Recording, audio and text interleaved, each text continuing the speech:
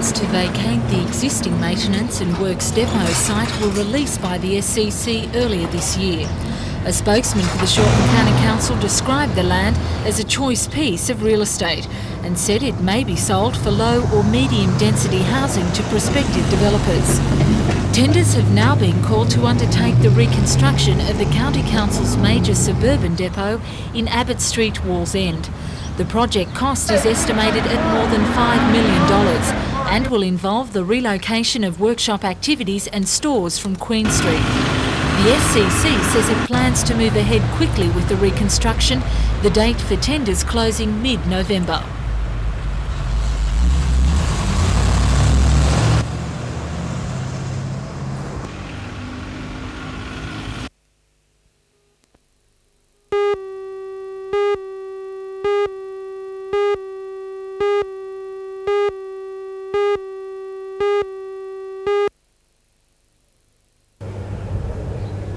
During the 1960s, Wangi Power Station was the main supplier of the state's electricity needs. In its heyday, more than 400 people were employed here. And today, many an old friendship was renewed when some of those workers came to toast the end of an era. The last turbine to generate power out of Wangi was shut down on the final day of winter this year. I'm walking beside number 1 turbine where the first sparks of electrical power were generated from Wangi in 1956. Up until the end of operation this winter, the entire station generated what Araring now generates in just 4 years. But the station will live on as a training ground for future engineers and as a museum piece of the finest industrial technology of its time. Outdated now, Wangi's 6 turbines generated 34,000 million kilowatt hours during its lifetime, consuming 20 million tonnes of local coal. But when the turbines stopped this year, only 1% of the state's power grid was generated at Wangi, and the workforce had been whittled to less than 100. Acting Deputy Manager Roger Ganninan says Wangi Power Station will now take on a new role within the state's power system. We're saying is Wangi's not closing down. We're saying that Wangi's era as a generating station is finished, and that's to be noted as quite a significant thing. The future of Wangi, of course, is yet to be totally decided, but staff training is the main cause that is being represented here, and it's going on very well.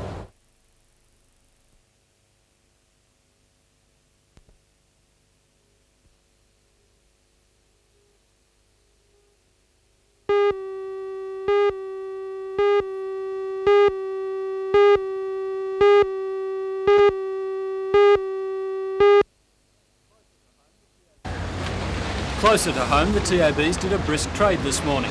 When the doors opened at 7:30, most branches had people waiting on the doorstep to place their bets on the big race. Last year, Newcastle region punters wagered a record $1.8 million on the Cup. And this year, the TAB expects that amount will be surpassed. For those once-a-year punters, the TABs have plenty of helpers to assist and make sure that you put the money on the horse of your fancy. Some of the hardened punters placing their bets were tight-lipped about their favourite runners. Thanks a lot. If you haven't placed your bet yet, then Gary Harley tips number 1, Mr. Lamondi. But if you want to keep it local, then you might look at number 15, Reckless Tradition, or number 9, the outsider from Gosford, Rising Fear.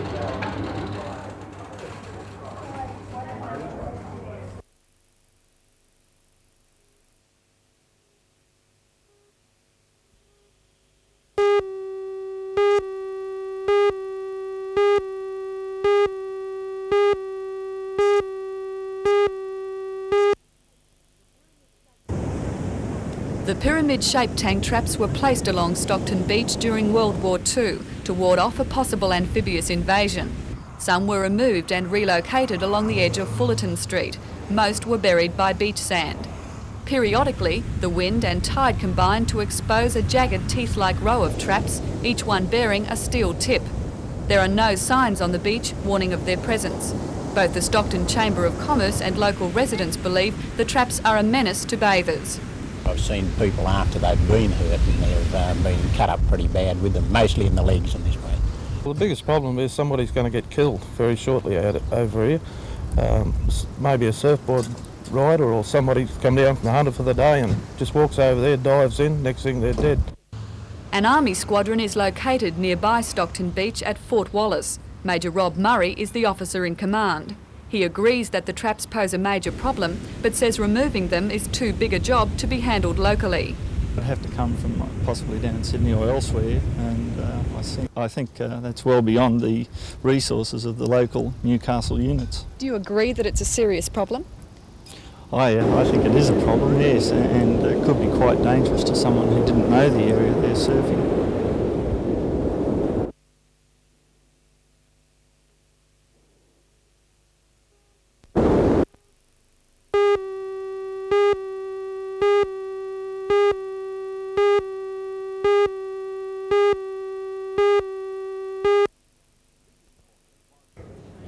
Leading the mourners was his surviving wife of just 5 years, Audrey, and Des's 4 daughters and son, Michael. He was a devout Catholic. Des Hart's interests were widespread, and this showed in the wide community cross-section at the Mass. His coffin stood next to a baptismal font, which was draped with the flag of the Royal Australian Air Force. Des came to the region from Melbourne in 1950 as a meteorologist with the RAAF. When television began in the Hunter in 1963, he was asked by NBN to coach weather presenters. But he was found to be so good in the job himself that he was appointed to the position. And he did it for 18 years, supplementing the role from 1976 by becoming the Australian media industry's first full-time community services officer.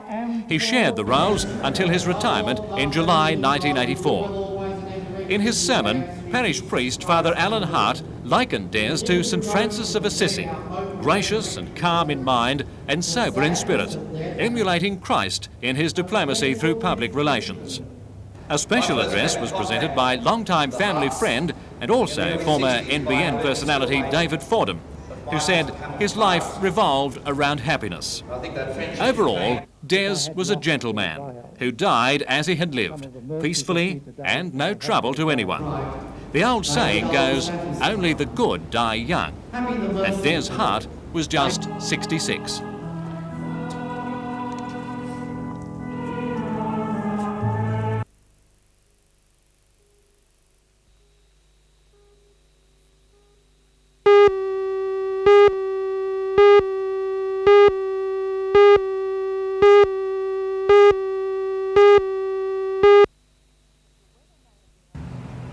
The weather may have been overcast today, but according to the owner of Starship Cruises, Alan Draper, the future for this kind of service on the Central Coast is looking bright and sunny.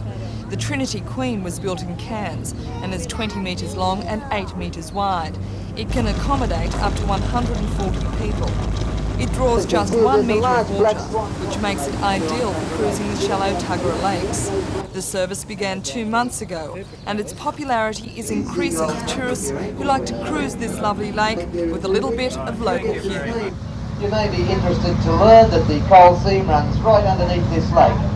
And at this very point in time, there is a team of miners 3 miles underneath the boat digging out the coal. So if ever all the water runs out of the lake, we know they've got a leak in the coal mine. Graham and I were talking to some miners at Wangaratta Club the other night, and they were telling me they have a leak in the coal mine all the time. The cruise takes about 2.5 hours. It starts from the entrance, takes passengers through the Pelican Channel and across the lake and down the Wyong River to Wyong, all with the historical commentary there and back. But the history in this area is great. There's, 1,000 sleeper cutters around Wyong, just cutting down these huge trees. No chainsaws, and you can just imagine the people and the type of people that were around here, true pioneering people. And those days, no electricity, they did everything the hard way, and as an Australian I'm very proud of that, and I like to tell people about those sort of things in the area.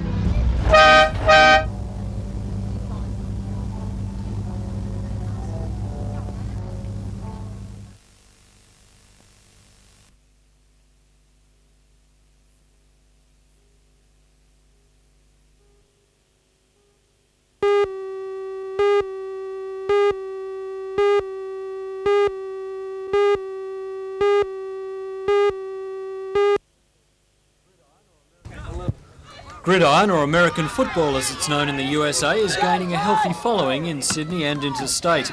11 teams played in this, the second year of the Sydney competition. Yesterday, the sport came to Newcastle as part of a promotional series known as East West. It's been organised by the New South Wales Gridiron Football League. American football may not overtake rugby league in popularity out here, but support, especially in Sydney and the Central Coast, is growing. When we introduced the sport, we made a decision long ago that we would not try to be in competition with league or any type of other football here in Australia, but really was to add another complement to the game of football here in Australia.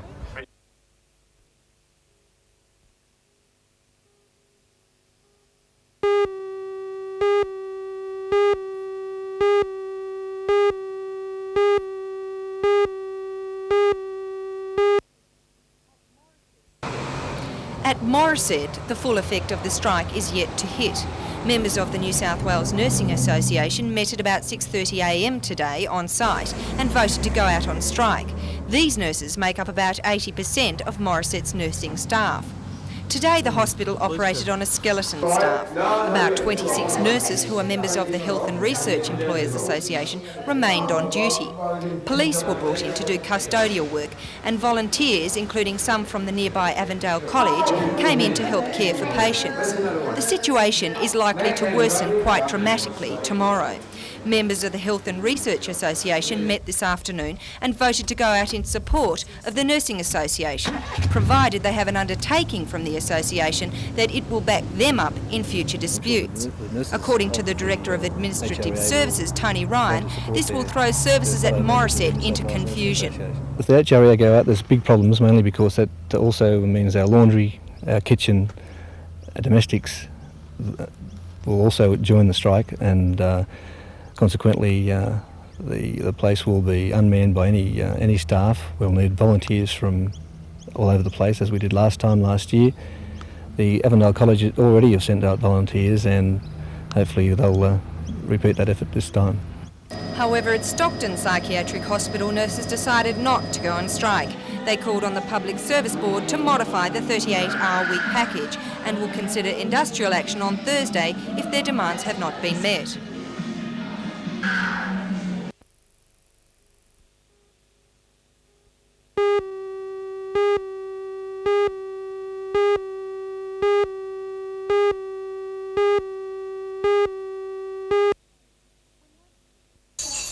When most people think of Larry Pickering, they probably think of cartooning, the man who makes us laugh with his biting satires about politicians and other prominent identities. For Pickering, however, this part of his life is fast fading into the background as his love for racehorses starts to dominate. He is adamant that he only got into cartooning because he hurt his back. Well, you're sitting down inside at a blinking desk, you know, and drawing bloody politicians, which are sort of, you know, I mean, they're mugs anyway. I mean, they just do so many stupid things. It's not a real challenge, cartooning. Most people wouldn't know what Walkleys were, I don't think, but I enjoyed it while Whitlam was there, but, you know, when he left, the whole thing sort of fell a bit flat. You know, this is Pickering Park, the home of Larry's dream. He plans to make it the best training establishment in the Southern Hemisphere. Larry's not just a dreamer. The outstanding success of Rising Fear, second in last week's Melbourne Cup, is proof that his dream is coming true. Pickering Park is no ordinary training establishment. Most of the money from his Sydney-based racing magazine Racetrack is poured back into the property. Horses at Pickering Park live amongst ferneries in log hut stalls, and they'll soon have a $200,000 swimming pool. It's all part of his belief that horses have to live and work in interesting conditions if they are to perform to their peak. Pickering models much of his training methods on French ideas. He believes strongly that horses will stay in racing a lot longer if they are kept happy.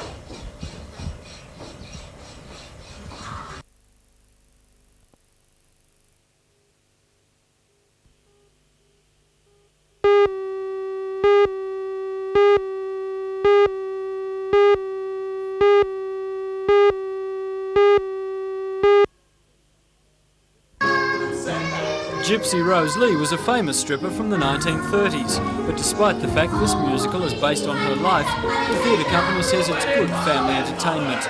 The musical is based on Gypsy's memoirs, and the central character is her pushy mother, played by Joan Southern. 37 players make up the cast, with the youngest being just 8 years old. The Metropolitan Theatre Company specialises in musicals and enjoyed success earlier this year when it put on the modern musical Grease. The company will stage 10 performances of Gypsy and say it should prove popular. Well, it is a family show. It has children in it has animals in it, and there's very talented cast of 37 people with adults, children and animals. It's a very bright musical. It's different to anything we've done before because of the fact that it is a true story based on the life of Gypsy Rose Lee.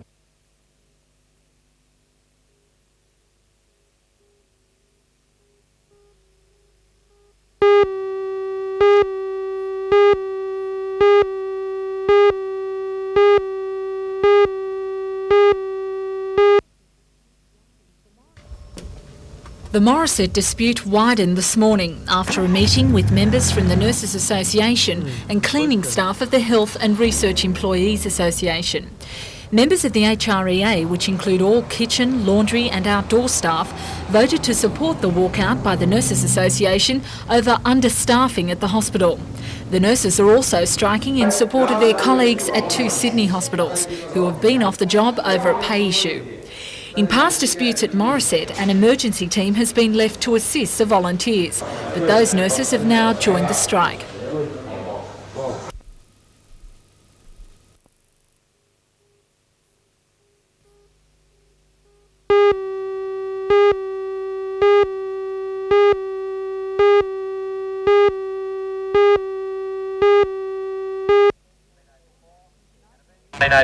In tonight's news, coal miners throughout northern New South Wales attend mass meetings to consider strike action over the government's plans to deregulate the coal industry.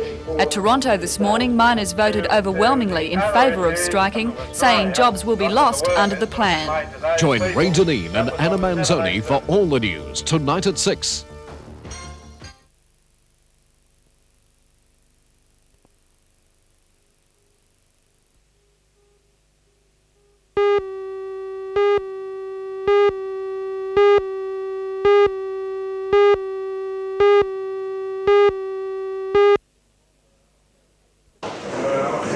The correlation between nutrition, lifestyle and heart disease has been known for some time, but Professor Bolton says his findings that the pattern for this disease is set in childhood is a new development.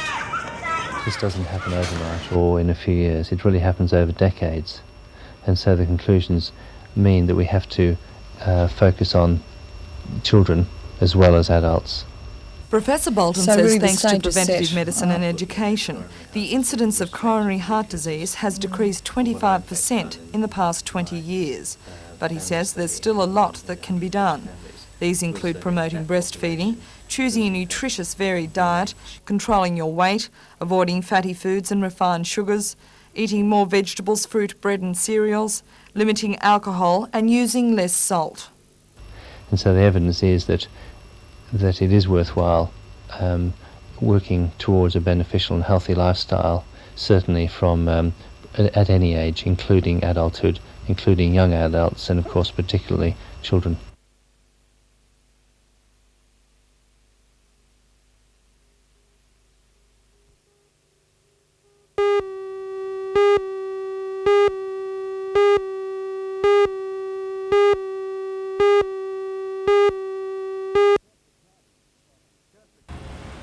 Kurt Picardi and his property development company are best known for refurbishing old buildings in the inner city, like the Picardi Centre in King Street.